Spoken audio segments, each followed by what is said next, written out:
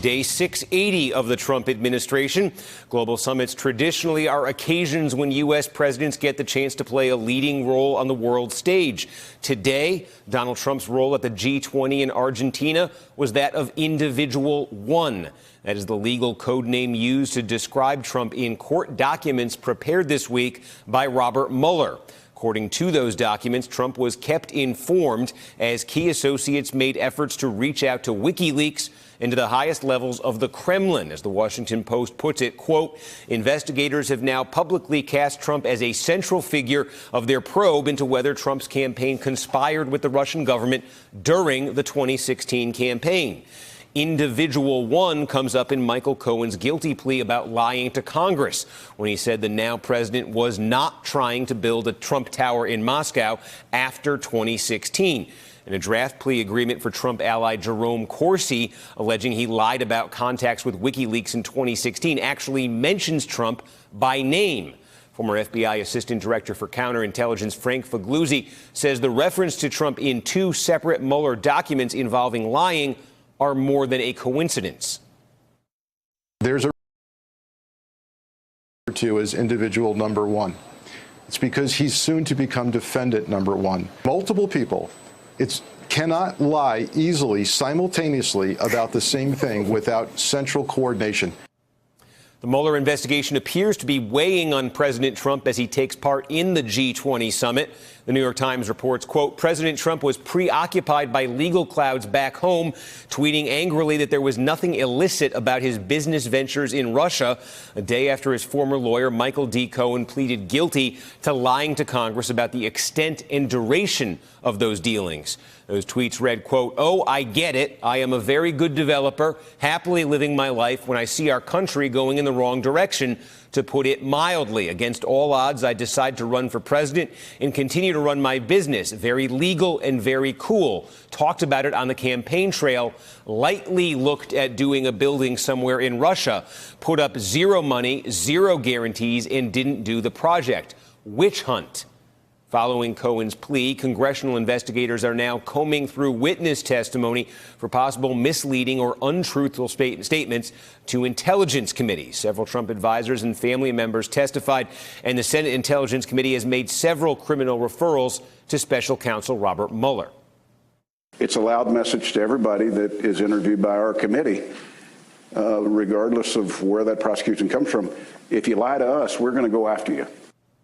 Tonight, Donald Trump Jr.'s lawyer is trying to clear up any questions about his client's extensive testimony relating to his father's business dealings. That lawyer told NBC News that Cohen's statements do not contradict what Don Jr. told Congress.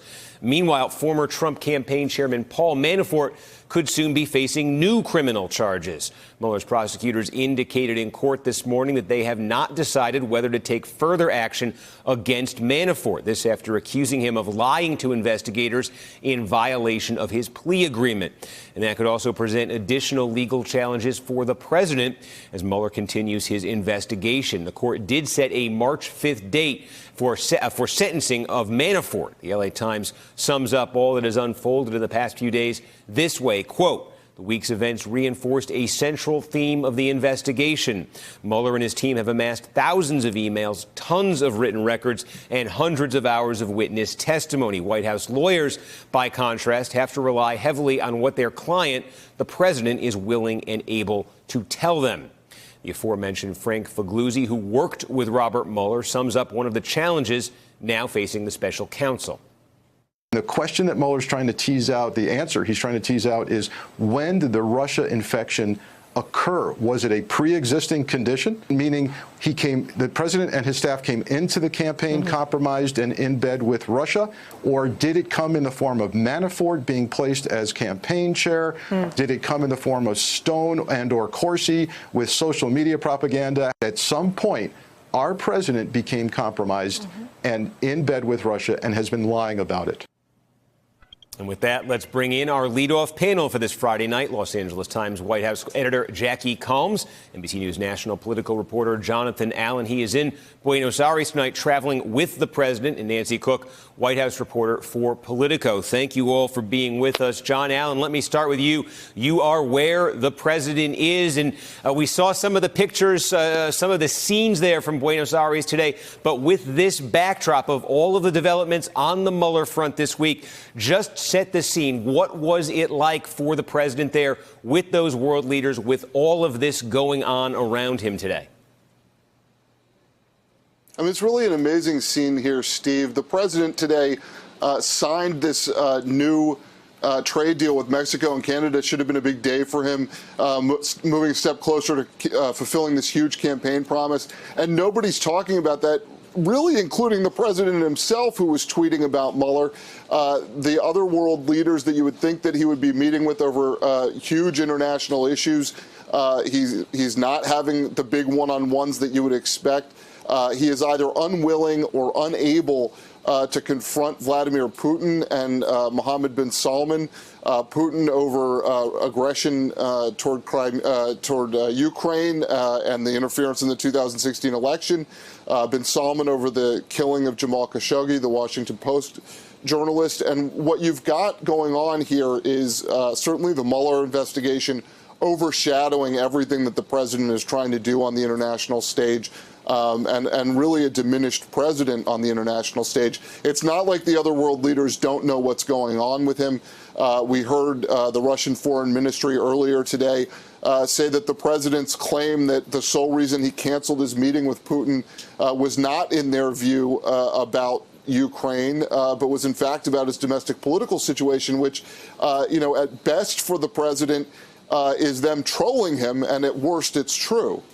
And Nancy Cook, just in terms of the White House, then, what's going on back in Washington, the president traveling abroad, all of this news now swirling around the Mueller front, around the Russia front, inside that White House, the folks who are left there, what are you hearing from them about how they are processing all of this? Well, I think that the White House and officials there have always really tried to deflect the Mueller investigation and compartmentalize what they're trying to do. But obviously, the investigation, there's a huge amount of heat that's being turned up, and all these different news coming out every day. It definitely puts a strain on the White House. And, the White House is facing so much pressure now. They're going to face a Democratic House in about 6 weeks, which they haven't dealt with before. They're going to be swamped with investigations from Democrats. There's a lot of question about whether or not Trump will shake up his cabinet. And there are a number of top White House officials that are considering leaving, either going to the campaign or to the private sector. So it's just a time of real turmoil for the White House, and also the president facing much more external pressure and threats than he ever has during his presidency. And Jackie, I'm tempted to ask here how all of this might affect Trump and his agenda, but I guess a more basic question is, with Democrats taking charge of the House a few weeks from now, those Republican majorities, that complete control of Capitol Hill now gone for Republicans, or soon to be gone for Republicans, with these new developments on the Mueller front, is there a Trump agenda from this point forward, or is that agenda, does it really just amount to political survival?